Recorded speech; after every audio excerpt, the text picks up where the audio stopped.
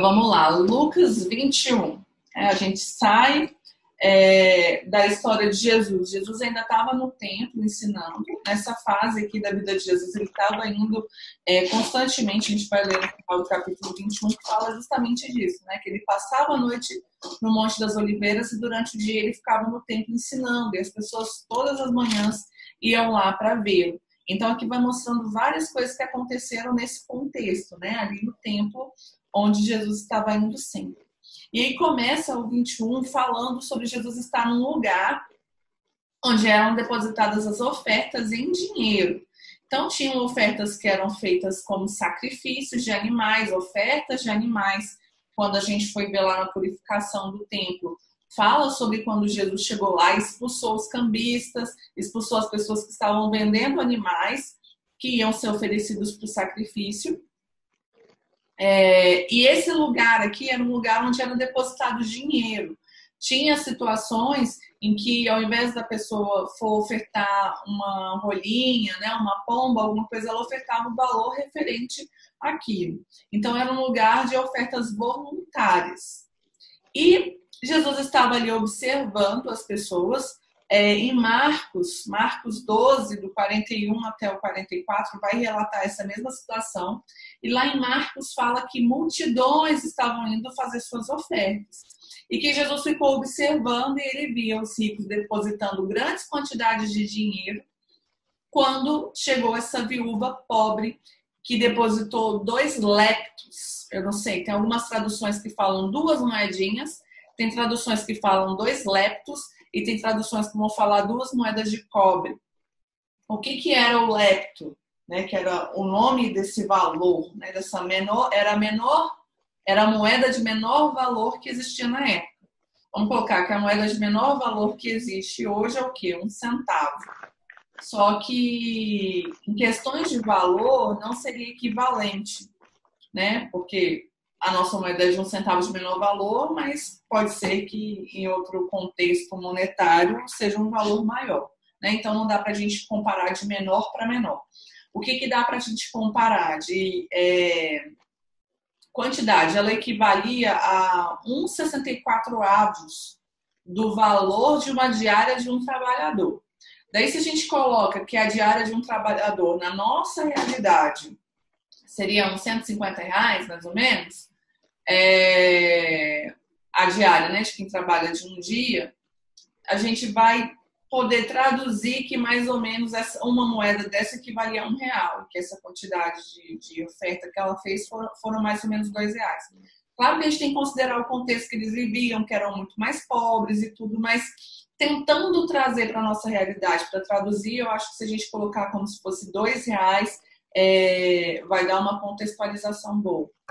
Então, o que Jesus estava o tempo todo fazendo com os discípulos? Tentando desprender eles dessa realidade que a gente vive natural. Presa naquilo que convence os olhos humanos, presa naquilo que as pessoas dão valor e considerando aquilo que tem real valor no reino de Deus.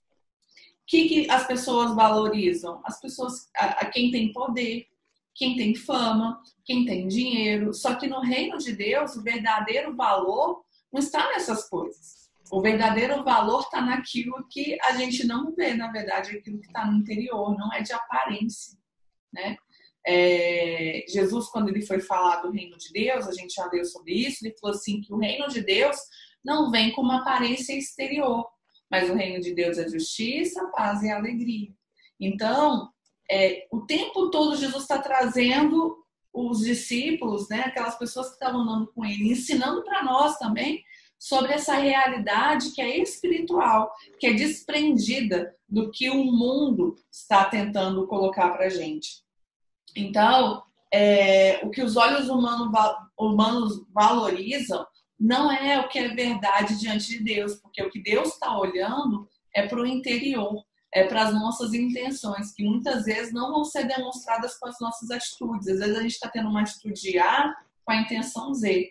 Mas Deus conhece o nosso coração, Deus conhece todas as coisas. Então, as riquezas impressionam a homens, mas o que convence o coração de Deus é um coração sincero. Lembra, a gente também falou sobre que Deus não rejeita um coração sincero e contrito. O que é contrito? Quebrantado, né? Um coração maleável, disponível diante dele. É isso que Deus não rejeita e é isso que agrada o coração dele. Você pode ter atitudes completamente corretas diante dos homens, mas o seu coração está muito distante de Deus. Várias vezes na Bíblia, Deus fala com o povo, falando assim, olha, os seus lábios falam que me amam, mas o seu coração está distante de mim. Então, o tempo todo a gente tem que estar se analisando para ver se aquilo que a gente está expressando, às vezes a gente está indo na igreja, às vezes a gente está orando quando estão orando, às vezes a gente está cantando quando estão cantando, mas o nosso coração não está expressando sinceridade. É melhor a gente chegar diante de Deus e falar assim, Deus, eu estou fraco, eu estou sem fé, eu não sei se eu vou conseguir, eu preciso da sua ajuda, do que a gente ficar tentando aparentar força, sendo que Deus conhece a verdade do nosso coração. Então, os riscos, aqui fala que eu estou falando riscos toda hora, os ricos davam do que sobrava. Eles não deram algo que foi uma adoração para Deus, algo que foi dedicado, apesar de estarem dando uma oferta no templo. Uma oferta no templo que era dedicada ao Senhor, mas era daquilo que não custava para eles, que não tinha valor algum. E a Bíblia, sempre que falar de oferta, ela vai falar dessa questão do sacrifício. E sacrifício nem sempre está ligado à quantidade, está ligada a essa verdade do coração. Quando a gente for lá para o iniciozinho da história, quando tem o primeiro assassinato, né, que é Abel e Caim, a intriga, a inveja ali foi ocasionada por quê? Por causa de uma oferta. Que um fez com o coração dedicado, um fez com a primícia, né? Ela fala que Abel levou dos primeiros frutos e que Caim levou de um animal. Às vezes quando a gente lê cru assim, às vezes é difícil entender porque que Deus aceitou a oferta de um e não aceitou de outro. Mas isso está muito ligado a como essa oferta foi entregue.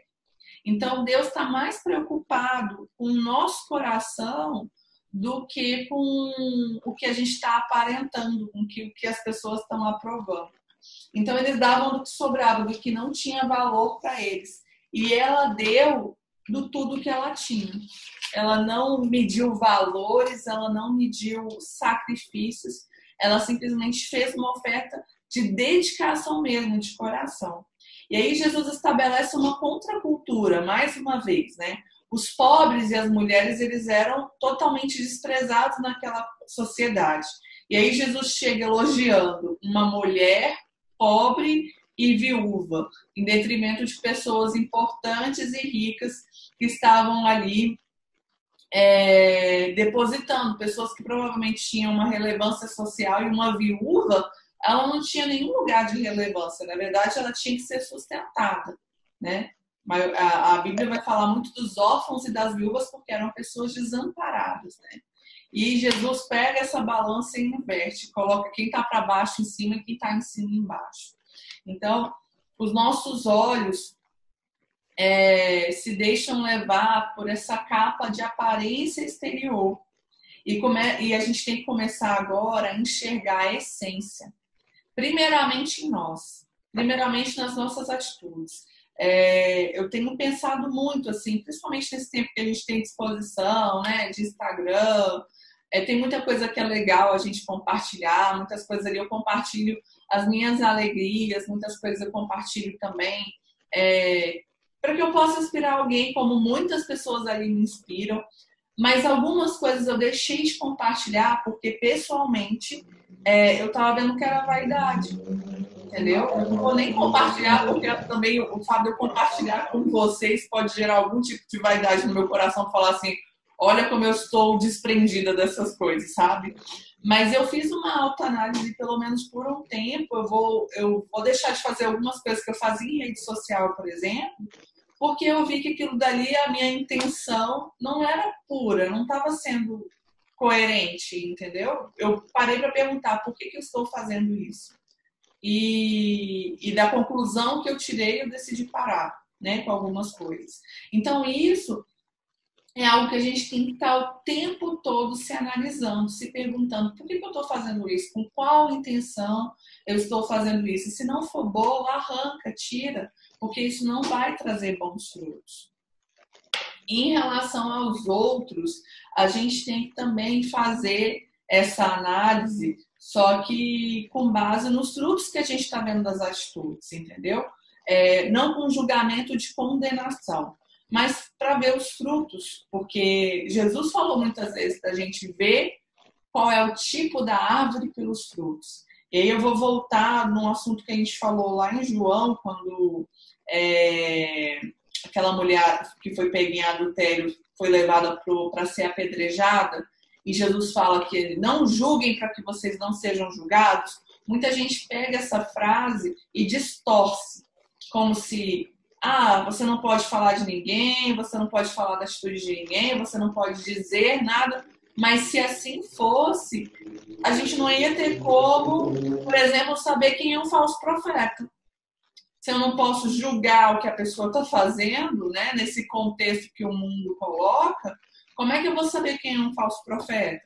Como é que eu vou saber quem são os escarnecedores, para que eu não me assente na roda dos escarnecedores? Se eu não puder ter essa análise de acordo com os frutos que cada um tem, eu não vou ter crivo para nada. Então, obviamente, não é isso que quer dizer aquela frase, né? Quando a gente estudou João, a gente falou isso. Aquele julgar, ele está escrito num contexto de condenação, né? Fulano não presta. O que estavam fazendo com aquela mulher? Com base em um pecado que pegaram ela, estavam querendo condenar ela à morte. E só quem pode condenar, dar o decreto final na vida de alguém é Deus. Isso nós não devemos fazer. Mas nós temos que sim analisar as atitudes, as pessoas, não para se colocar numa posição superior, né? Numa posição como, eu não faço isso. Foi também o que aquelas pessoas que estavam com as pedras nas mãos estavam fazendo. Mas para você ver os frutos e saber em qual lugar que você vai estar convivendo para ser luz e qual lugar que você vai estar convivendo para ser alimentado, né? Não que você não deva conviver com pessoas que precisam da palavra, que precisam ser transformadas, mas tem lugar que nós temos que ser a luz, para ser o sal, para fazer a diferença ali. E tem lugar onde a gente pode se abrir, onde a gente pode comer e se alimentar. E a gente tem que ter maturidade para fazer esse tipo de discernimento. Amém? E aí, eu falei aqui, né, com relação ao julgamento que a gente tem que fazer em relação aos outros, né, em relação a esse tipo de atitude, se a gente está sendo convencido por aparência exterior ou por um coração sincero, a gente, na dúvida também, eu anotei aqui, na dúvida, não tirar conclusões precipitadas. Se você não sabe, não fale, não pense, não reproduza, simplesmente bate para você. E no tempo certo, Deus revela a verdade. A verdade nunca fica oculta. Então, se é uma pessoa com relação a quem você tem dúvidas, suspeitas, não sei se fulano é sincero comigo e tudo, você age com cautela, né? Como Jesus ensinou pra gente. Ser simples como a pomba, mas prudente como a serpente. Você é prudente, mas na dúvida, você não tira conclusão nenhuma, né? E se você estiver enfrentando alguma situação assim, peça ao Senhor que Ele vai trazer luz a todas as coisas. Deus faz isso. E ainda os discípulos continuando ligados nessa coisa de aparência exterior, o que acontece, né? O que Lucas começa a descrever? Sobre como eles estavam maravilhados com o templo. Qual templo? O templo físico, né? De como ele era adornado com pedras maravilhosas e as dádivas dedicadas a Deus. Essas dádivas, né? Elas querem dizer presentes. Tinham ofertas, presentes que eles eram dedicados ao templo, né? Às vezes objetos em ouro, com pedras preciosas, que algumas pessoas podiam levar para o templo. Esses objetos eles ficavam expostos do lado de fora do templo. Então era sobre essas coisas que eles estavam comentando. Tem um historiador, da onde a gente tira, né? Os estudiosos tiram a maioria das informações históricas, que o nome dele é Flávio José. Tem um livro dele que chama A história dos Hebreus, ele é bem grossão e é muito legal, porque passa muito contexto histórico dos textos do Antigo Testamento. E ele tem outros livros históricos que falam sobre as guerras, né, que aconteceram, sobre o cotidiano do povo judeu. Esse historiador, ele é contemporâneo de Jesus. Nos anos que Jesus estava aqui na Terra, esse historiador estava vivo e ele era mais novo que Jesus e viveu até um tempo depois. Então, é uma fonte histórica muito utilizada e muito precisa, porque ela foi escrita na época em que aquelas coisas estavam acontecendo. Então, ela é muito utilizada. E algumas coisas, eu já falei dele aqui nos estudos, sempre que eu for falar alguma coisa que for da fonte dele, que eu souber que a fonte é ele, eu vou mencionar para vocês, né? E aí tem uma coisa que ele fala, né, descrevendo o templo, que nesse templo da época de Jesus, que é o segundo templo, quem construiu esse templo foi Herodes. Quando Herodes foi reinar ali, ele construiu esse templo e ele fez esse templo uma das maravilhas do mundo antigo. Ele quis fazer uma coisa bem pomposa. E essas pedras que adornavam o templo, ele como se eram pedras brancas, que elas reluziam à luz do sol tão forte que quem via o templo de muito longe parecia que era uma montanha coberta de neve. Então devia ser uma coisa assim realmente maravilhosa, né? E aí eles estavam lá maravilhados com aquilo e comentando como o templo era bonito, como o templo era pomposo, né? E aí Jesus interrompe eles e disse: olha, disso que vocês estão vendo, virão dias que não ficará pedra sobre pedra e todas serão derrubadas. Jesus, mais uma vez, né? Histórias completamente diferentes, mas mais uma vez, Jesus está tentando tirar os olhos dos discípulos de uma realidade natural e trazendo eles para um contexto espiritual, para um reino que está por vir, que é muito superior a tudo aquilo que eles podem enxergar. Todo o reino físico, gente, está passível, eu estava procurando a palavra, eu tinha escrito. Todo o reino físico está passível de destruição. A gente pode ver os maiores reinos que já existiram, né? O próprio Império Romano, Grécia, os conquistadores, todos esses impérios ruíram e os impérios que existem hoje vão ruir. O único reino que não vai ter fim é o reino que vai ser estabelecido por Deus. Isso aí a gente viu escrito lá naquela visão de Daniel, a gente falou semana passada, lá em Daniel 2, a visão de Daniel não, no sonho que Nabucodonosor teve, que foi um sonho não só para aquela época, mas revelando coisas futuras, coisas que nem aconteceram até hoje. E lá fala desse reino que vai ser colocado, um reino que não terá fim. E o único reino que vai ser estabelecido é o reino de Deus. Então Jesus pega e destrona, né, toda aquela coisa que estava maravilhando os olhos dos discípulos. Ele fala assim, olha, não vai ficar pedra sobre pedra, tudo vai ser destruído. E aí eles perguntam quando que isso vai acontecer, né? Como é que a gente vai saber qual é o sinal de que isso vai estar próximo? E aí Jesus dá um panorama de acontecimentos que se seguiriam. E aí, o que às vezes gera muita dúvida? Que nesse texto aqui, Jesus passa falando de coisas que aconteceriam pouco tempo depois e coisas que aconteceriam muito tempo depois, coisas que ainda não aconteceram até hoje. Então, muitas palavras que foram ditas ali por Jesus se cumpriram no cerco de Jerusalém, na guerra que aconteceu no ano 70 depois de Cristo. Nesse ano 70 depois de Cristo, muitas pessoas que estavam ali, dos discípulos, pessoas que ouviram as palavras de Jesus, ainda estavam vivos e presenciaram essa tomada de Jerusalém, essa destruição de Jerusalém que foi feita por Tito, do imperador romano. Não sei se ele era imperador ou se ele era o governante na época, agora eu esqueci.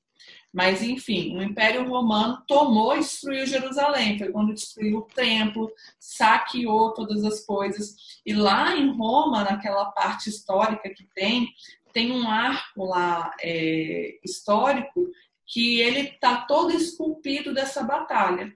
E aí é muito engraçado que em cima, eu vou ver se eu acho a imagem aqui para vocês. Tem coisas esculpidas dele saqueando o templo. Deixa eu ver aqui.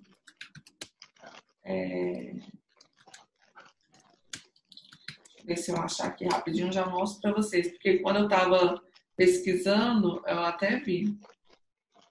Ó, deixa eu compartilhar aqui qual que é o arco que eu estou falando.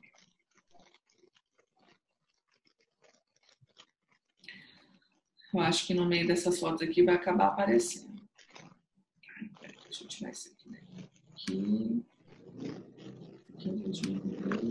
É esse arco aqui, ó. Aqui por dentro tem várias menções da guerra esculpidas, olha só.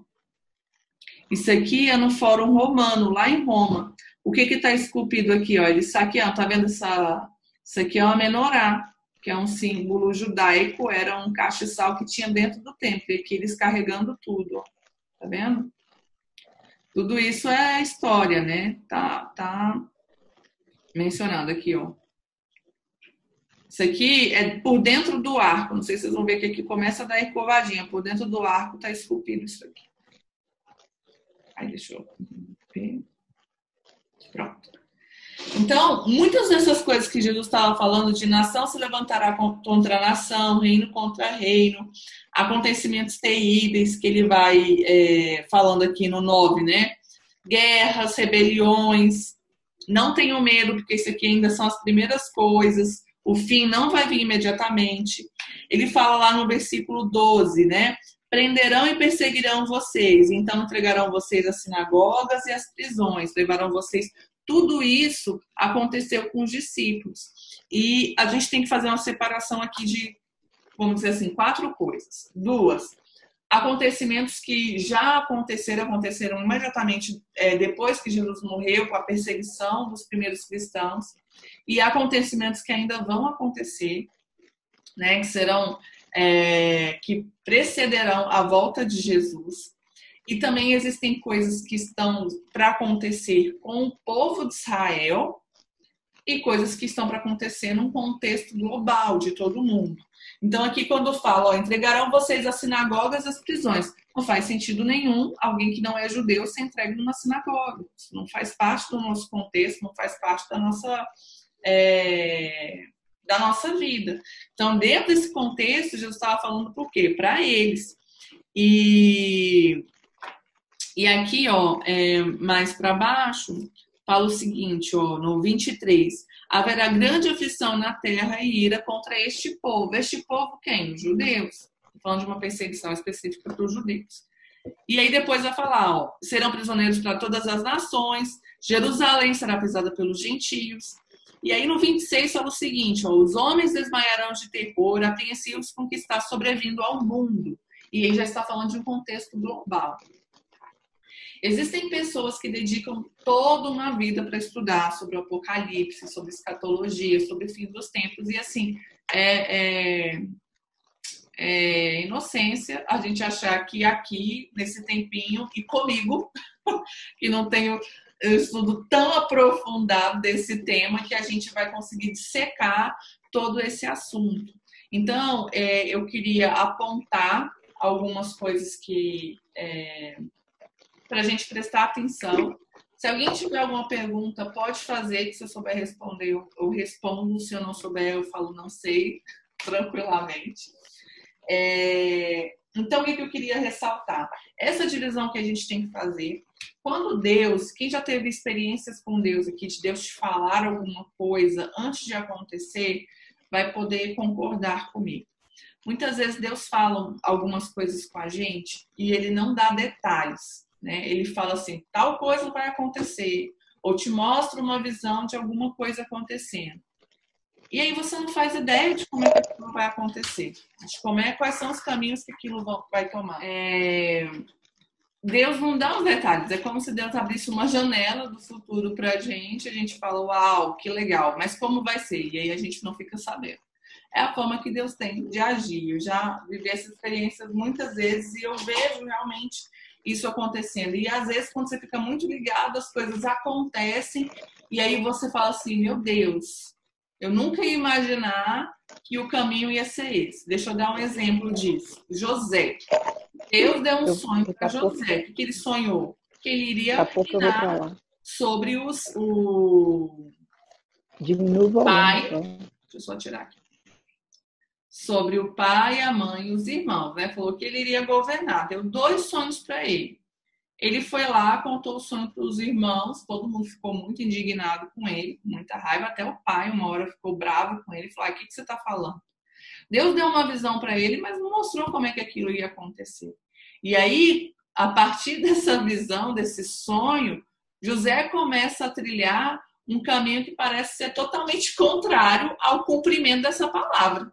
Fala assim, nossa, não tem nada a ver. Aí ele foi feito o quê? Foi vendido como escravo, foi preso. Depois de vários anos, aquela promessa foi se concretizar. Então, a gente tem que entender que a nossa mentalidade é muito limitada diante do que é a sabedoria de Deus. Então, a gente nunca vai conseguir entender com a nossa mente humana a totalidade daquilo que Deus fala. Um minutinho, né? Daquilo que Deus fala, daquilo que Deus faz. Tá? Então, não dá para ler algumas coisas sobre essas promessas das coisas que hão de vir de uma forma totalmente literal. Vai acabar daqui a pouco, a gente entra de novo, tá? Mas deixa eu falar aqui para vocês as coisas que eu queria frisar. Além do que eu já falei, queria frisar lá no versículo 13. Então, no versículo 13 que fala o seguinte, ó. Falam sobre eles serem entregues aos reis, às sinagogas, às prisões, fala o seguinte: mas será para vocês uma oportunidade de dar testemunho. A perseguição é uma oportunidade para a gente dar testemunho da nossa fé. Eu achei muito interessante isso aqui, porque fala disso, né? Que quando a gente está no centro, né, a gente quer entender por que está acontecendo isso comigo, por que Deus permitiu, qual foi o pecado que eu cometi para estar pagando. E, na verdade, Jesus fala assim, não se preocupe, porque vocês vão ter ali uma oportunidade de dar testemunho da sua fé.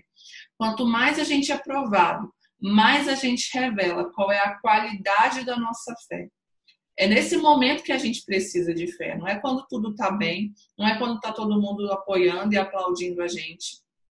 Mas é justamente quando as coisas apertam, quando as coisas ficam difíceis, que a gente tem oportunidade de falar, né, de revelar, de dar testemunho para os outros da nossa fé.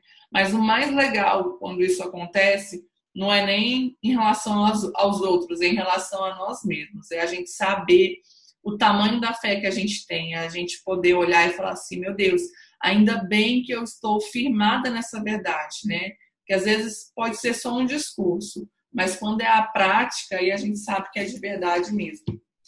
Lá em 1 Pedro 1:6, fala sobre isso, sobre a provação, ela revelar a nossa fé. Vou ler rapidinho aqui para vocês. Vou falar o seguinte, 1 Pedro 1:6 e 7. Está falando o seguinte, que a gente exulta na salvação, né? Que vai vir do Senhor para as nossas vidas. Na hora? Não. Isso. Aí ele falou que eu não estou aí. Porque todo dia eu vou aí ver vocês, né? Pronto. Fala o seguinte: nisso vocês exultam, ainda que agora, por um pouco de tempo, devam ser entristecidos por todo tipo de provação. Assim acontece para que fique comprovado a fé que vocês têm, que é muito mais valiosa do que o que perece, mesmo que refinado pelo fogo. É genuína e resultará em louvor, glória e honra quando Jesus for revelado. Então, quando vem a provação, ela comprova a qualidade da fé que a gente tem, que ela não perece com as coisas, ela não acaba com as provações, mas pelo contrário, ela permanece e ainda assim aumenta. Quando confiamos em Deus, Ele nos capacita. Quando estamos interessados em agradá-lo e obedecê-lo, Ele assume um comando. Mas quando nós queremos agradar os outros e fazer aquilo que os outros... Quando a gente age por medo, a gente assume o comando. Então, Jesus fala aqui para eles, olha, não se preocupe com o que vocês vão dizer, porque eu vou dar para vocês palavras de sabedoria. Então, vindo a aprovação, você tem uma oportunidade de testemunhar sobre a sua fé, se apoie na sua fé.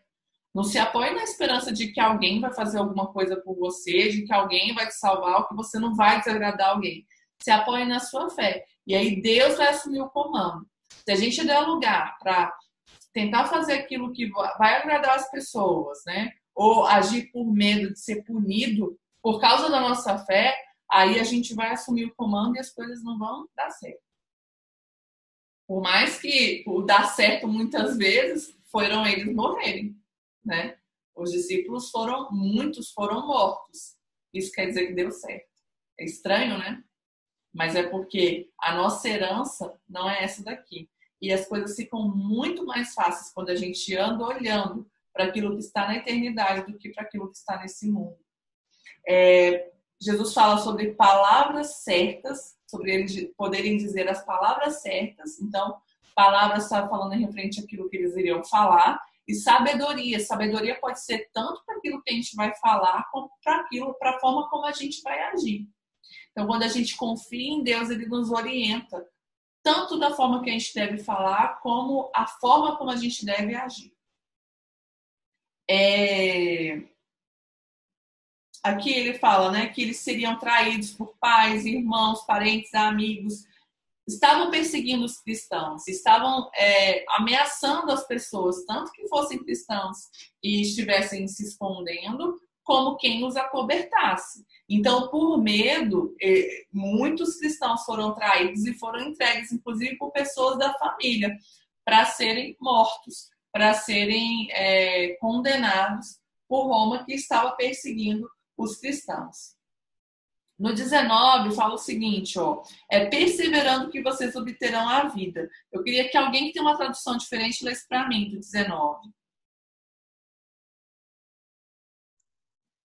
A minha é: na vossa paciência ganhareis vossa alma. Isso. Foi a outra que eu tinha visto também. Alguém tem alguma diferente dessas duas? Tia, seu microfone está fechado. Tia, deixa eu falar. Seu microfone está fechado.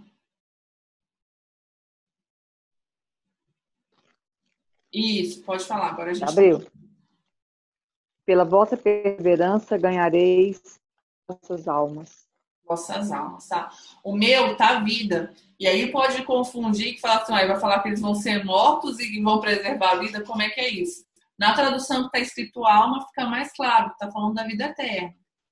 E a perseverança fará conservar a vida eterna. A gente vê vários textos em que Jesus fala, né? Aquele que perseverar até o fim será salvo. Lá em Apocalipse também fala disso. Então, a nossa perseverança até o fim, mesmo que isso implique a morte, professando o nome do Senhor, professando a nossa fé, e isso vai nos garantir uma recompensa eterna. Quando Deus... eu sei que eu já falei, queria mostrar algo em relação ao futuro, às vezes nem tudo fica tão claro, mas depois as peças começam a se encaixar. Muitas coisas que as pessoas não entendiam há muitos anos atrás, a gente vai vendo, por exemplo, o contexto que a gente vive de globalização. Fica muito mais fácil entender algumas das promessas que foram colocadas ali no Apocalipse, diante do contexto que a gente está vivendo hoje, que anos atrás talvez não tivesse noção. Por exemplo, a Bíblia fala sobre a marca da besta, que ela seria necessária para que as pessoas pudessem fazer negócios e que ninguém ia poder comprar ou vender sem essa marca. Se a gente vai ver filmes antigos, eu acho muito engraçado ver filmes antigos sobre o Apocalipse, porque tem várias teorias. Eu já vi um filme que falava que a marca da besta ia ser tatuagem. Então, imagina, né? Eles imaginavam que era uma marca que não ia poder sair e tudo, e aí achava que era tatuagem. Hoje em dia a gente já tem laser que tira a tatuagem, então não é a tatuagem, né? As pessoas vão passando de acordo com o entendimento que tem. Por isso que eu falo, é muito vulnerável a gente achar que a gente vai conseguir entender tudo que Deus fala com a nossa mente, que é tão limitada, né? Há poucos anos atrás isso. Eu vi também que eu acho que ele foi feito logo quando a televisão começou a ser disseminada, assim, todo mundo tinha televisão em casa, porque não é uma realidade tão antiga. Eu acho que tem gente aqui do grupo que viveu esse tempo em que tinha que ir para casa de alguém para poder ver televisão, porque na casa dela não tinha. Minha mãe mesmo não tinha televisão em casa. E minha mãe tem 60, vai fazer 60 anos. Não é uma coisa tão antiga. Aqui, Entendeu? aqui as pessoas vinham para casa para ver TV. Ah, você era rica do grupo, né, tia? Você era a amiguinha rica, que todo mundo queria ser A sala amiga. ficava cheia de gente. Minha mãe fala que eles ficavam na janela, tudo assistindo. E aí eu vi um filme que eu acho que ele foi feito nessa época, que falava que as pessoas estavam assistindo televisão, aí elas eram teletransportadas pela tela da televisão, iam para um submundo, e nesse submundo elas recebiam a marca da besta. Então você vê que teve um tempo que assistir televisão para alguns crentes era pecado. Então, dentro da mentalidade que eles tinham, eles que tentavam desenhar esse futuro. A tatuagem também, dentro do panorama que eles tinham, uma marca que não vai sair, é isso. Agora, dentro do panorama que a gente tem, por exemplo, já vi também falar de código de barra. Gente, uma época que código de barra era uma coisa do demônio. A Paty sabe, né? Que ia ser um código de barra que ia colocar nas pessoas, aquilo ali ia ser a marca da besta. Hoje em dia, se eu fosse pensar em algo, eu pensaria algo como um chip implantado. Gente, imagina, porque a marca da besta, ela não vai ser uma coisa imposta. Ah, você vai ter que colocar a marca. Não vai ser isso, não. Ela vai ser uma coisa que as pessoas vão aderir e que vai ficar muito difícil a vida assim. Então, o que o mundo vende hoje? Facilidade. Imagina você ter um chip implantado e que já existe em vários lugares, que lá vai ter seu tipo sanguíneo, sua identidade, sua nacionalidade, se você já fez cirurgia, seus dados bancários, tudo um chip. Hoje em dia a gente tem o Apple Watch, né? Que você faz tudo com um reloginho. Imagina se foi implantado. Agora eu não vou dizer que é isso uma marca da besta, porque eu não sei. Aí daqui a pouco, daqui 30 anos, se estivermos aqui, meus filhos vão estar rindo de mim. Como eu estou rindo dos nossos pais. Fala, Paty. Fala, Paty. Não, até brinquei com isso hoje, porque tinha uma amiga hoje no grupo falando, gente, estou precisando de mulheres que queiram colocar aquele anticoncepcional que é implantado embaixo da pele. Sim. Porque isso, lá na HFA, a empresa dá de graça para os residentes treinarem, né? Aí eu falei, bom, querida, como eu sou evangélica, eu tenho conhecimento aí que você pode ser, eu rejeito e fiquei zoando com ela desse jeito. Aí agora você falou. Exato. Já tem, porque eu tenho que usam, né? Que ele vai liberando o hormônio, sim, né, mas dura 3 anos. Então, dentro do nosso contexto, tem empresas que tem um tal, já ouvi falar num tal de Mondex. Uns 10 anos, 15 anos que eu já ouvi falar disso. É um chip que ele é implantado com essas informações básicas da pessoa. E aí, o que eu ouvi dizer, né? Agora eu tenho que pesquisar de novo para ver se isso não era fake news. Mas, assim, o que eu tinha ouvido dizer é que ele era um chip, que ele tinha uma bateria de lítio e que se a pessoa tentasse tirar, o lítio caía na corrente sanguínea e a pessoa morria, então não podia tirar. Eu já não posso afirmar isso, porque aí eu teria que estudar de novo. Já faz muitos anos que eu ouvi falar sobre isso. E na época que eu vi algumas empresas que já estavam exigindo para contratar que a pessoa fizesse esse implante. Então, é a marca da besta? Não sei. Mas na dúvida, se fosse hoje e pedisse para implantar um chip em mim, eu não ia aceitar. Na dúvida, eu não aceitaria. Porque eu não sei. Posso estar falando a maior bobeira aqui. Mas o que Jesus falou pra gente? Estejam atentos aos sinais. Existem sinais. Dentro da dimensão que eu tenho, eu vou ficar atenta. Porque quando o Trump foi eleito, falaram que o Trump ia ser o anticristo. Falaram que o Obama ia ser o anticristo. Agora estão falando que é o Biden.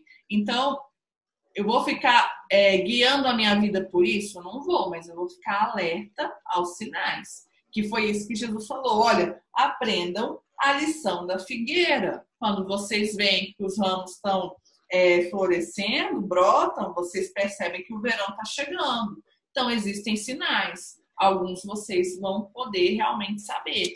Qual é a síntese que a gente tem que tirar disso? Que a gente tem que estar preparado? Deixa eu ver o que mais que eu anotei aqui. Eu anotei a conclusão. O que a gente pode tirar de conclusão dentro do entendimento que temos? Que a volta de Jesus, que vai anteceder a volta de Jesus, são tempos difíceis, que a gente tem que estar atento aos sinais, que tudo acontecerá de uma forma inesperada para quem não estiver atento. Aqui ele fala assim, olha, cuidado para vocês não distraírem com as coisas dessa vida. Vão sobrecarregar o coração de vocês de libertinagem. O que é libertinagem? Você ficar satisfazendo os desejos da sua carne. Bebedeira também. E ansiedade dessa vida. Ficar só presa nesse mundo e parar de olhar para a eternidade. Olha lá, a gente voltando no início do que a gente falou, que Jesus estava o tempo todo tentando tirar eles dessa realidade, daquilo que se pode ver. Do outro texto que a gente leu sobre o fim dos tempos, o que Jesus falou? Olha, vai ser como nos dias de Noé. Estava todo mundo comendo, bebendo, casando e se dando em casamento. Todo mundo vivendo sua própria vida sem pensar em Deus. E aí, o que aconteceu? Foram pegos de surpresa. Exceto Noé. Noé não foi pego de surpresa. Vai ser como nos dias de Ló. As pessoas vivendo na maldade delas, pensando só em si, nem aí para Deus. Nem aí para o que Deus pensa, nem aí para o que Deus aprova. O que aconteceu? Foram pegos de surpresa. Todos? Não. Ló não foi pego de surpresa por pura misericórdia de Deus, mas quem não foi pego de surpresa mesmo? Foi Abraão. Eu acho muito lindo nesse texto, quando Deus fala de Abraão, fala assim, eu faria alguma coisa sem contar para o meu amigo, meu servo Abraão. Eu falo, gente, que nível de relacionamento Abraão tinha com Deus, que ele falou assim, olha, eu não posso fazer uma coisa sem compartilhar com ele. Então, Abraão não foi pego de surpresa. Então, o que a gente tem que estar? Tem que estar atento, tem que estar com o nosso coração conectado com Deus, porque aí a gente não vai ser pego de forma inesperada. Na parábola que a gente leu daquele servo negligente, que fala, meu senhor saiu e aí ele vai e começa a maltratar as pessoas, comer e beber e desperdiçar as coisas. Lá fala assim, então seu senhor virá numa hora que ele não espera. Vai ser pego de surpresa quem não estiver preparado. Quem estiver vivendo a sua própria vida, envolvido com as coisas deste mundo e não estiver atento aos sinais. Quem se distrai com as coisas dessa vida será pego de surpresa. Então, eu separei 3 pontos. 1, estar atento. 2, orar, que é o que Jesus falou, né? Orar para escapar, para que você permaneça até o fim. E 3, estar de pé diante de Jesus, né? Diante do Filho do Homem quando ele vier. O que está dizendo? Estar preparado para o momento certo. No versículo 32, fala o seguinte, não passará essa geração. Minha sogra está aí, né? Ela até me perguntou semana passada, e eu falei para ela, preciso estudar, porque também tenho essa dúvida. E aí, o que eu vi? Quando fala, né, não passará essa geração sem que todas essas coisas aconteçam, a gente fica em dúvida, porque Jesus não voltou e aquela geração lá morreu. Então, qual é o problema dessa frase? Tem 2 suposições. A primeira é que aquela geração não passaria até que se cumprisse aqueles primeiros acontecimentos, que foi com relação à queda de Jerusalém, a destruição do templo. Aquela geração dos discípulos que ouviram aquilo ainda estavam vivas quando o templo foi destruído, que foi no ano 70.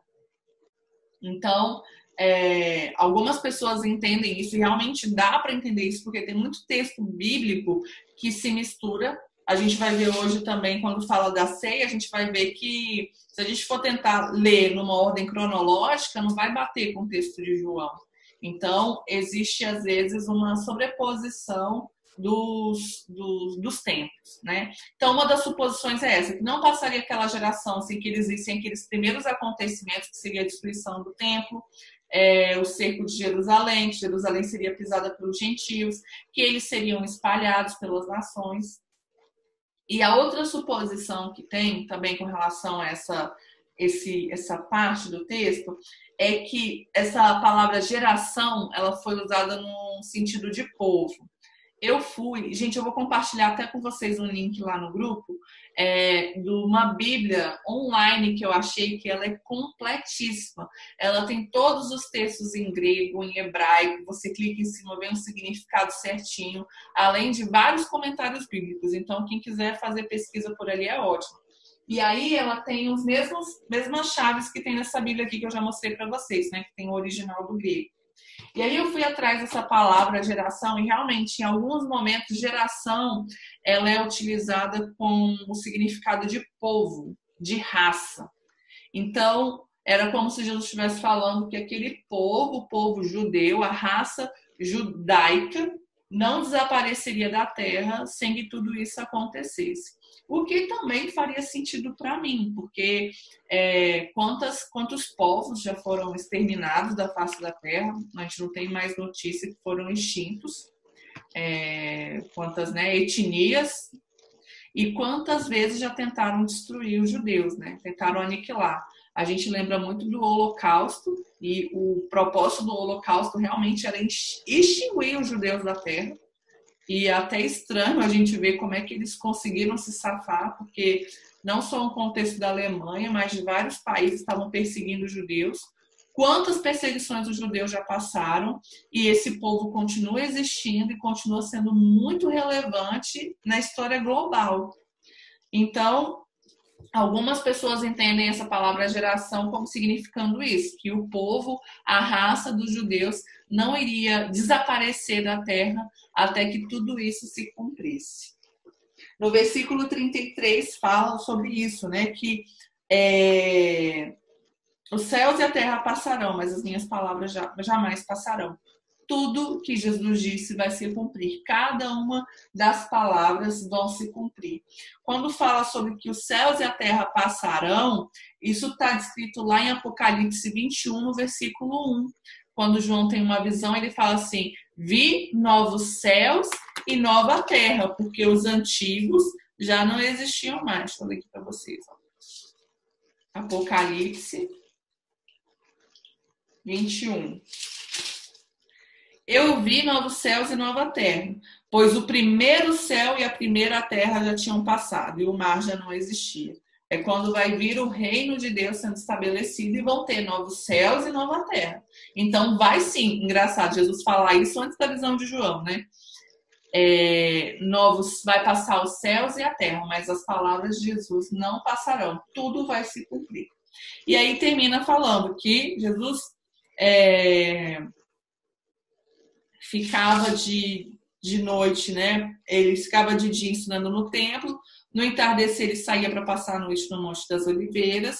E todo dia de manhã cedo o povo ia para o templo para escutá-lo. E aí Jesus estava ensinando ao povo de uma forma bem sistemática no templo.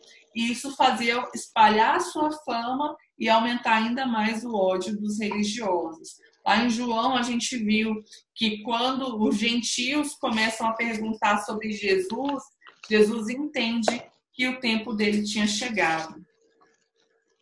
Deixa eu ver aqui se a gente... se eu acho. Acho que não vou achar agora aqui, não. Mas lá em João vai falar sobre isso, sobre quando essa fama de Jesus começa a se espalhar, a gente vai entendendo que o tempo do fim está próximo. E aí a gente entra no 22, deixa eu ver que horas são, não vai dar tempo para a gente falar bastante. Lucas 22, que começa falando sobre a conspiração, e aqui a gente está caminhando para o fim, para realmente o momento que Jesus vai ser entregue e morto. Começa falando o seguinte, que estava se aproximando a festa dos pães sem fermento, chamada Páscoa.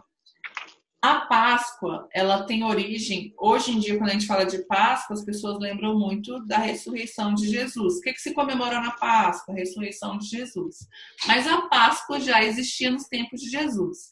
E a Páscoa, ela tem origem quando? Lá no Egito, quando o povo ainda era escravo no Egito. E aí Deus levanta Moisés para libertar o povo. Moisés vai lá no faraó. O faraó fala que não liberta. É um momento que Deus vai enviando as pragas para ver se faraó se convence, mas o coração de faraó está endurecido. E a Bíblia mesmo fala que o próprio Deus endureceu o coração de faraó para que se tivesse ali provado a soberania e o poder de Deus. Tem estudos que falam que cada uma das pragas, elas atacaram diretamente um dos deuses do Egito. Então, tinha um Deus que era um gafanhoto, por exemplo. E aí veio a praga dos gafanhotos que destruiu tudo. Tinha um Deus que era o Deus das moscas, e teve a praga das moscas. Inclusive, Beelzebu, gente, significa Deus das moscas. Então, diz que cada uma daquelas pragas foi destronando cada um dos deuses do Egito. E quando foi a última praga, antes de vir a última praga, Deus falou com Moisés para que eles entrassem em casa, falou assim, agora vai ser o primeiro dia e o primeiro mês do ano de vocês. O ano de vocês começa agora. E vocês vão entrar em casa, no 10º dia vai vir uma praga, e aí vocês vão instituir a Páscoa. O que era a Páscoa? Um cordeiro ia ser morto, para que o sangue daquele cordeiro fosse colocado nos umbrais das portas. Hoje em dia a gente chama umbral de quê? Eu esqueci o nome. Esse negócio que fica ao redor aqui da porta. Eles iam passar ali nos umbrais da porta, ia ser a marca do sangue, e o espírito da morte que ia passar para destruir, né, para tomar todos os primogênitos, não iria entrar no lugar onde tivesse essa marca do sangue. Essa instituição da Páscoa, a primeira vez que se fala sobre Páscoa, é lá em Êxodo 1, no capítulo 12, do versículo 1 até o 20. Lá vai estar falando sobre a Páscoa. Vão ter outros textos em Êxodo e em Deuteronômio também que vai repetir, Deuteronômio 16, que vai repetir sobre a questão da Páscoa e da festa dos pães sem fermento. Mas foi ali que Deus instituiu Páscoa. Inclusive, Páscoa significa passagem. E está falando dessa passagem, dessa saída do povo do Egito. E aí, a festa dos pães sem fermento, ela começava no dia da Páscoa, nesse dia que o cordeiro era morto, e ela continuava por mais 7 dias. Durante 7 dias, a partir do dia da Páscoa, eles não iam poder comer pão com fermento. Na verdade, não podiam comer nada com fermento. O que era a questão do fermento ali? Ela estava simbolizando que eles iam ter que sair às pressas. Então, não ia dar tempo de colocar fermento no pão e esperar o pão crescer. Então, mandou ordenar tirar o fermento. No Novo Testamento, o fermento já vem com uma simbologia de contaminação, de tudo aquilo que contamina. Tanto que Jesus uma hora fala com os discípulos, tenham cuidado do fermento dos fariseus. Tem um texto também em 1 Coríntios, a gente vai ler, que fala sobre isso. Acho que 1 Coríntios, depois eu vejo. Que fala sobre isso, que a gente não está com o fermento da maldade e tudo. Foi quando a gente ia falar de que Jesus é o nosso Cordeiro Pascual. Já vai trazendo uma outra simbologia para o fermento. 1 Coríntios 5:7.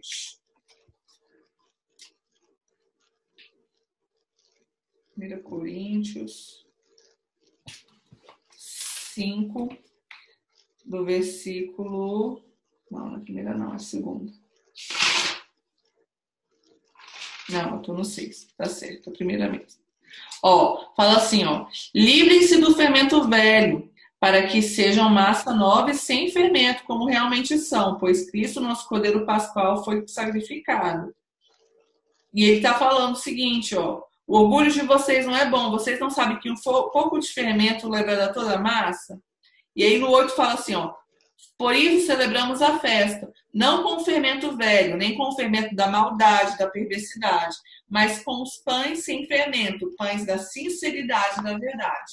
Então, o fermento ele é visto como algo que maqueia a verdade, algo que distorce a verdade. O pão, a massa, na verdade, é de um jeito. Você coloca um pouquinho de fermento, ela contamina toda a massa e faz a massa inchar. Hoje em dia, essa é a perspectiva do fermento. Mas quando a Páscoa foi instituída, ela foi dita que o pão sem fermento era para simbolizar que eles tinham saído fugidos do Egito. E aí, durante 7 dias, tinha que comer esses pães sem fermento. E aí, o que aconteceu? Os chefes dos sacerdotes, que eram os saduceus, e os mestres da lei, que eram os fariseus, continuavam buscando uma forma de matar Jesus, mas eles tinham medo de fazer isso porque o povo estava todo ao redor dele. Então, eles tinham que buscar uma oportunidade de prender Jesus sem o povo saber. Lá em João, a gente viu que João 11, que eles já tinham disseminado uma ordem para que denunciassem Jesus. Quem visse Jesus denunciasse ele. E aí aparece Judas. Aqui, o que eu quero falar para vocês que não seguem uma ordem cronológica, no versículo 3 fala o seguinte: então Satanás entrou em Judas, chamado Iscariotes, um dos 12. A gente vai ver tanto em Mateus como em João, que esse momento em que Satanás entrou em Judas foi depois da ceia, né? Foi logo depois desse momento da ceia.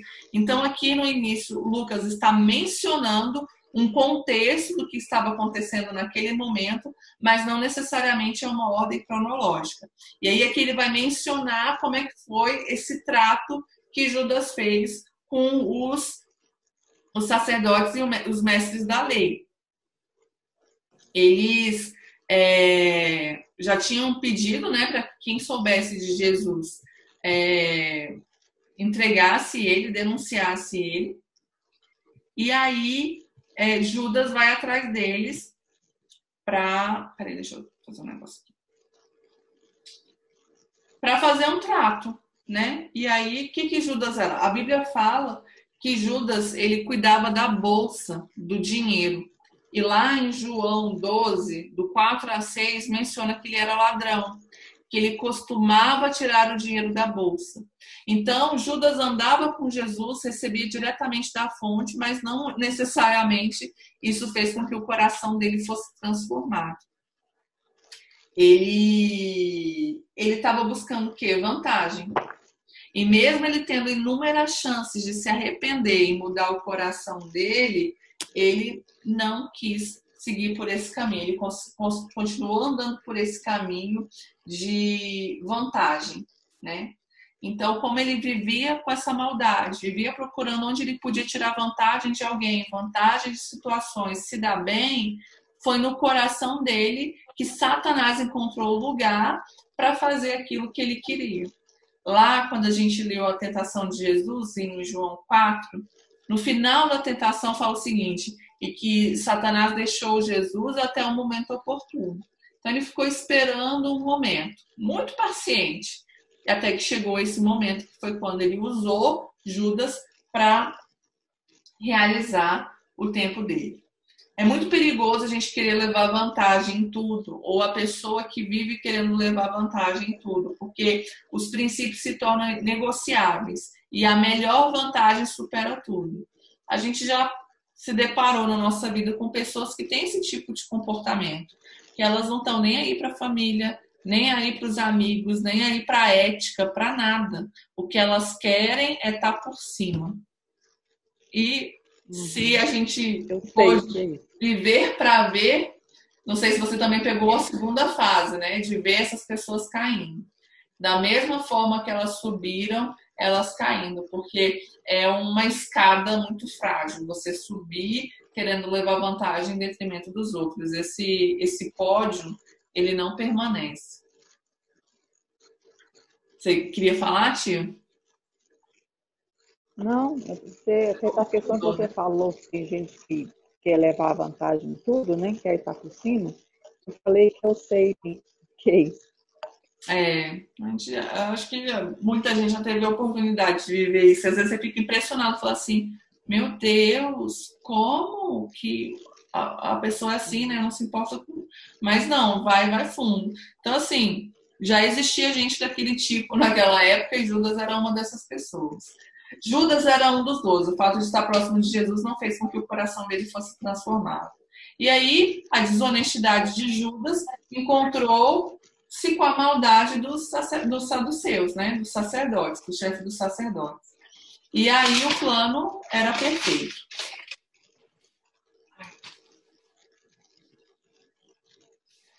Falei aqui que o diabo deixou Jesus até a ocasião oportuna, mas é engraçado que... Oi? Me veio muito forte assim, né? Judas, ele já estava cheio de brechas, né? Sim. Quando há brechas de alguma forma na nossa vida, né? Satanás fica ali só realmente esperando a oportunidade para atuar, né? A gente vai falar disso. É exatamente isso.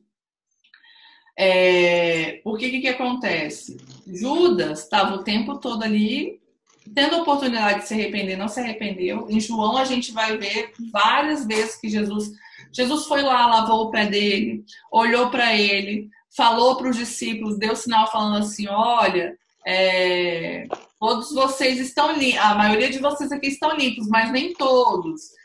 Falou que alguém ia trair, tudo isso antes de Judas realmente sair para executar o que ele ia executar. E isso não foi suficiente para fazer com que ele se arrependesse. Eu vou falar sobre isso um pouco mais para frente, lá no versículo 22. E aí o diabo deixou Jesus até a ocasião oportuna, usou Judas para fazer o que ele queria, que era destruir Jesus. Mas quando as nossas vidas estão debaixo do propósito de Deus, até o que o diabo faz para nos atingir vai cooperar para o cumprimento do plano que Deus tem. Porque estava no plano de Deus que Jesus fosse traído, que Jesus fosse entregue. Enquanto algumas pessoas achavam que estavam destruindo Jesus, na verdade elas estavam trabalhando para que o propósito de Deus se cumprisse. Então, no nosso coração, a gente tem que andar nessa paz de que Deus está no controle da minha vida. E até o que acontecer de ruim comigo vai ser bom. Já tive situações assim, por exemplo, no meu trabalho, de pessoas me perseguirem e por causa da perseguição, eu recebi propostas de trabalhar em lugares muito melhores. Justamente por causa da perseguição, por causa de quem queria me detonar. 2 vezes aconteceu isso no meu trabalho. Então, quando a gente anda nessa paz, a gente sabe, fala assim, não, por mais que queiram me prejudicar, Deus vai fazer de alguma forma isso cooperar para o meu bem. O dia dos pães sem fermento, que fala que finalmente chegou o dia dos pães sem fermento. É o primeiro dia da Páscoa, é o dia que realmente eles iam assar o cordeiro para comer e começar a comer os pães sem fermento durante 7 dias. Jesus chama os discípulos para falar, olha, vão preparar a Páscoa. Preparar a Páscoa consistia em quê? Em ter o cordeiro, que ele tinha que ser assado, não podia ser cozido, nem frito, ele tinha que ser assado. Ele era comido com ervas amargas. Essas ervas amargas eram comidas junto com a carne. E para que o cordeiro, primeiro, o cordeiro simbolizava o livramento da morte. Era o cordeiro que foi morto, o sangue dele foi passado na porta para que o povo fosse livre da morte. Isso lá no Egito. As ervas amargas, elas eram para simbolizar a escravidão que eles viveram, para que eles nunca esquecessem do sofrimento que todo o povo viveu enquanto foi feito escravo. Essa amargura, né? Esse amargor é para falar da escravidão. E os pães sem fermento é para lembrarem que eles saíram às pressas do Egito. Isso tudo está lá em Êxodo também, quando fala de toda essa simbologia. E tudo isso também estava personificando quem era Jesus. Jesus é o nosso cordeiro. Ele que foi morto no nosso lugar e o sangue dele que nos traz livramento, que nos traz libertação. E aí, muito parecido com o que aconteceu lá do jumentinho, lembra do jumentinho? Ele falou assim, vai lá na cidade, quando vocês chegarem lá, vai ter um jumentinho amarrado, não sei o que, a gente fala assim, cara, que loucura, como assim? Eu vou chegar e eu falar, o Senhor precisa dele. Da mesma forma que Jesus dá uma orientação muito parecida para os discípulos e fala assim, olha, vocês vão chegar na cidade, vocês vão ver um homem com um jarro, aí vocês vão seguir esse homem, quando ele entrar numa casa, vão falar para o dono da casa onde que é o lugar. A gente não sabe se, na verdade, já existia alguma coisa já ajustada anteriormente, eu acredito que não. Eu acredito que de alguma forma Deus moveu coisas lá e aqui. Até porque se fosse uma coisa ajustada anteriormente, como é que ia ajustar que na hora que os discípulos chegassem, o homem ia estar carregando um jarro de água e aí eles iam saber quem é, né? Até porque que Jesus não deu o endereço do homem, né? Ficou falando, segue, entra na casa e tudo. Tudo isso, gente, prova a nossa fé. E uma vez que a gente obedece, fica muito mais fácil obedecer a segunda vez. Né? Eles já tinham feito o negócio do jumentinho, tinha dado certo. Eu acredito que dessa vez foi muito mais fácil eles obedecerem, porque eles já tinham uma experiência, uma bagagem da obediência deles. Deus sempre vai enviar provisão para aquilo que Ele te comissiona a fazer. Se Deus te mandou fazer alguma coisa, só vai. vai e que você vai ver que Deus já tem tudo preparado. É muito legal que fala assim, ó, no 13. E aí que no versículo 13 fala isso, né? Que eles saíram e encontraram tudo como Jesus tinha dito. Então, quando a gente vai e obedece, a gente vai encontrar tudo como Jesus disse que a gente iria encontrar. Aqui fala o seguinte, que eles se reclinaram à mesa. Eles se assentaram, isso quer dizer o quê? Que eles se assentaram no chão. Eu mandei uma foto lá no grupo, depois vocês olham, que mostra como é que era essa disposição da mesa antigamente. A gente está muito acostumado com aquele quadro famoso que tem da Última Ceia, que mostra os discípulos tudo sentadinho numa mesa muito parecida com o tipo de mesa que a gente tem hoje em dia, só que aquilo ali não descreve o que era na realidade, né? A disposição, vou espelhar aqui para vocês verem. A disposição original da mesa. Ó, se fosse para a gente tentar falar, ia ser algo muito parecido com isso aqui, ó. Eles sentavam assim com os pés para trás, se apoiavam no cotovelo esquerdo e pegavam a comida com a mão direita. Geralmente também tinha esse tipo aqui de mesa, ó. Esse tipo aqui de mesa em U, tá vendo? Aí as pessoas entravam por aqui, ó, serviam, que aqui conseguiam servir todo mundo, e quem estava sendo servido sentava por aqui. Então, a Última Ceia tem muito mais a ver com isso aí que eu estou mostrando do que com esse quadro aqui, ó.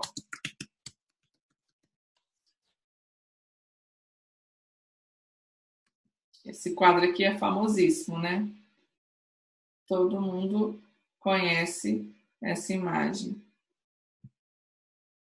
Bem familiar, não é? Estão vendo aí? Aí, ó. Essa imagem é bem familiar, mas ela não traduz o que, na verdade, era na época. Não eram assim que eles se sentavam. Não era assim que eram as mesas, né? É mais parecido com aquilo que eu mostrei aqui. Então, eles estavam reclinados. Esse reclinado quer dizer isso. Jesus sabia que estava cada vez mais próximo à sua partida. E essa era a última refeição que ia fazer com os discípulos. Por isso que ele falou, ele estava ansioso por celebrar esse momento junto com vocês. E aí, a Páscoa, ela é uma representação de Jesus. Jesus é o nosso Cordeiro Pascual. A gente leu isso agora lá em 1 Coríntios 5, 7. Depois vocês leiam de novo, que vai dar toda essa representação. E se você parar para analisar cada símbolo ali, você vai ver que o sacrifício de Jesus traz essa realidade para a gente. A Páscoa, ela se cumpriu com a crucificação de Jesus. E a partir dali começa o reino de Deus. Por isso que ele fala, olha, por isso lhes digo, não comerei novamente até que se cumpra o reino de Deus. Quando se cumpriu o reino de Deus? A partir da morte de Jesus, da morte da ressurreição de Jesus. Aí dá início o reino de Deus. A partir dali o reino de Deus é estabelecido e é acessível para nós através do sangue de Jesus. É o sangue de Jesus que nos dá acesso a esse reino. A celebração da Páscoa judaica tradicional, ela inclui 4 cálices. E aqui vem a clareza de algo para a gente. Esses 4 cálices, ele era bebido, 4 cálices de vinho. Ele era bebido primeiro na bênção da abertura, logo quando começava, tinha uma bênção para iniciar a cerimônia. O segundo, após a explicação do sentido da Páscoa, então tinha uma palavra explicando por que eles estavam fazendo aquilo. A cultura oral, ela é muito forte dentro do judaísmo, então eles estavam o tempo todo recontando a história. O terceiro cálice ele era bebido após a refeição e o quarto cálice era depois de citar um salmo. Eles liam um salmo e finalizavam com esse quarto cálice. Por isso que no 17 vai falar assim, recebendo um cálice, ele deu graças e disse. E aí no 20 vai falar, depois da ceia tomou o cálice. Por quê? Era um dos cálices, eram 4 cálices que compunham isso, esse ritual. Da onde que eles tiraram essa ideia de se fazer 4 cálices? Está lá em Êxodo 6, no versículo 6 e 7, quando Deus vai falar da libertação do povo. Ele fala o seguinte: eu sou o Senhor, eu os livrarei. Esse livramento, ele simboliza o primeiro cálice.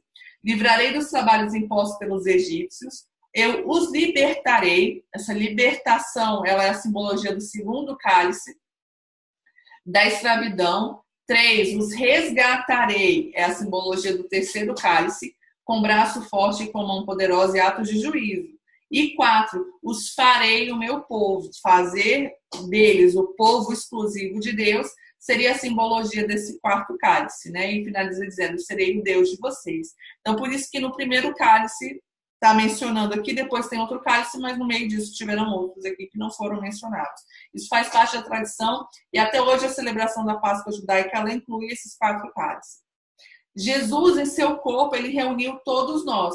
O mesmo sangue nos faz parte da mesma família. Por isso que no primeiro cálice ele fala o seguinte: tomem e partilhem uns com os outros. O mesmo sangue faz com que nós sejamos parte da mesma família. A unidade testemunha que estamos em Cristo. Lá em 1 João 1,7 fala o seguinte, que se a gente afirma estar na luz, como ele está na luz, nós temos comunhão uns com os outros. E o sangue de Jesus, seu Filho, nos purifica de todo pecado. Então, a comunhão, o fato de nós sermos um, faz com que o sangue de Jesus esteja nos purificando, esteja correndo dentro do corpo. Lá em 1 Coríntios também, 1, do versículo 10 ao 13, vai falar sobre as divisões que estavam acontecendo dentro da igreja. Ele fala assim: Cristo não está dividido, Cristo é um só. Então, se nós estamos em Cristo, a gente tem que ter unidade com todos aqueles que estão em Cristo também. O pão sem fermento, ele simbolizou o corpo de Jesus, quando ele tomou o pão e partiu e deu desse mesmo pão para todos. Tudo isso está simbolizando unidade. Quando a gente come do mesmo pão, está dizendo que a gente está comendo do mesmo corpo. E que o corpo de Jesus nos torna um só, independente de classe social, família, origem, qualquer coisa. A fé nele nos faz um só. E esse corpo foi partido por nossa causa. Deus trabalha com memoriais. A lembrança do que ele fez por nós aviva a esperança no nosso coração. Então, você sempre está se lembrando, não só do que a Bíblia deixou registrado para a gente se lembrar, mas de todas as coisas boas que Deus fez na sua vida, vai animar o seu coração, trazer esperança. Lá em Jeremias, lá em Lamentações, Jeremias fala isso, né? Quero trazer à memória aquilo que me dá esperança. Trazer à memória as coisas boas que Deus fez renova a esperança no nosso coração. As alianças, elas eram confirmadas por sangue. Quando Deus fez a primeira aliança com o povo, lá no deserto, foi aspergido sangue para confirmar essa aliança. Era a primeira aliança com base na lei. A segunda aliança, ela também é confirmada com sangue, mas agora não é com sangue de animais, é com o próprio sangue de Jesus. E essa segunda aliança não é firmada mais com base na lei, mas é firmada com base na fé que Jesus é o Filho de Deus, que ele morreu por nossos pecados e ressuscitou, está vivo, tudo que a gente falou semana passada. O sangue de Jesus é o selo, a confirmação da nova aliança. Através do sangue dele, que foi derramado para o perdão dos nossos pecados e que nos torna aceitos diante de Deus. Deus olha para nós através do sangue de Jesus. É por causa desse sangue que nós recebemos perdão. Lá no versículo 21, vai falar o seguinte sobre o fato de que alguém iria trair Jesus. Gente, a gente está avançando um pouquinho, mas eu já estou terminando. Ele fala o seguinte: aquele que está com a mão sobre a mesa comigo é o que vai me trair. O que isso significa? Que era um daqueles que estavam ali na mesa, um dos 12 que iriam trair Jesus. Jesus estava falando que o traidor estava ali no meio deles. A vontade, o plano de Deus para que Jesus fosse traído e morto iria se cumprir de qualquer forma. Mas a maldade só iria encontrar lugar na vida de quem desse espaço. Por isso que ele fala o seguinte: o Filho do Homem vai como já foi determinado, mas ai daquele que o trair. Então Judas não foi fatalmente escolhido para ser um miserável. mas ele foi aquele onde a maldade encontrou lugar para agir. Então, ia acontecer. Tinha que ser Judas? Não tinha. Poderia ser alguém. Ia ser alguém que desse lugar para essa maldade operar. Nesse texto, gente, dentro desse contexto aqui não menciona, mas lá em João vem completar esse texto, foi quando Jesus pegou a toalha, o balde e lavou os pés dos discípulos. E foi quando ele ensinou sobre quem era o maior no reino de Deus. Ele fala que aquele que quiser ser o maior, seja o que mais sirva. E aqui vai falar o quê? Que começou a surgir no meio deles uma discussão sobre quem seria o maior. Eles começaram a discutir. Provavelmente, nesse momento, Jesus não só ensinou sobre quem será o maior, mas ele demonstrou. Como que ele demonstrou? Servindo. Foi nesse momento que ele lavou os pés. Ele ensina que nesse mundo o maior é aquele que domina, mas no reino de Deus o maior é aquele que mais serve. Esse relato de Jesus lavando os pés está lá em João 13, para quem não estava andando junto com a gente naquela época ainda. Jesus nos ensina a viver com simplicidade, com dedicação aos outros e com amor sincero. Competição, ultraje, inveja não são práticas do reino de Deus, não são características do reino de Deus. Lá em Gálatas 5, do versículo 16 até o 23, vai falar sobre as obras da carne e sobre o fruto do Espírito. Gálatas 5, do versículo 16 até o 23. Esses aí são daqueles versículos que a gente tem que ter decorado para estar sempre se lembrando. E lá oferece um panorama muito bom de como que são as características do reino desse mundo. Fala de divisão, de discussão, de gritaria, do quem fala mais alto é o mais forte. Essas são as características do reino desse mundo.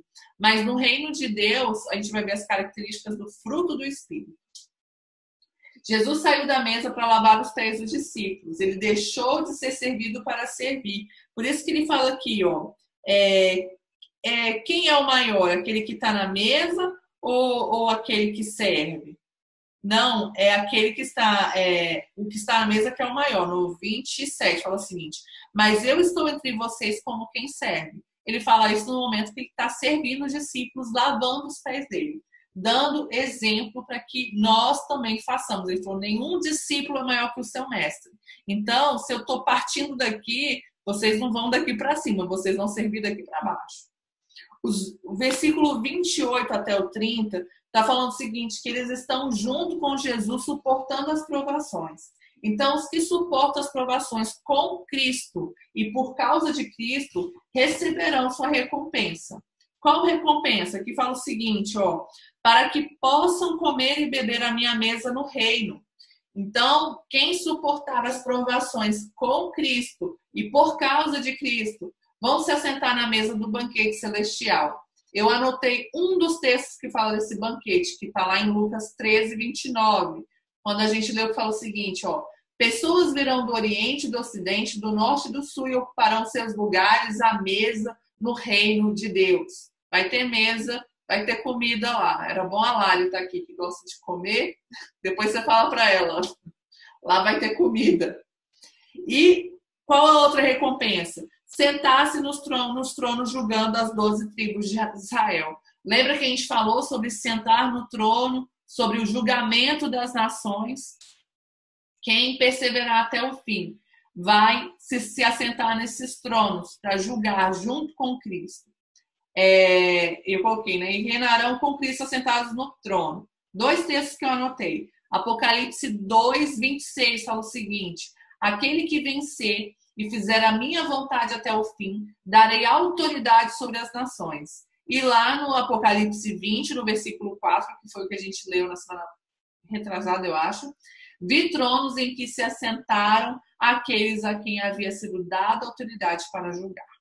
Então é disso que Jesus está falando para eles, sobre o fato deles permanecerem firmes nas provações e receberem a recompensa que é devida. Fim.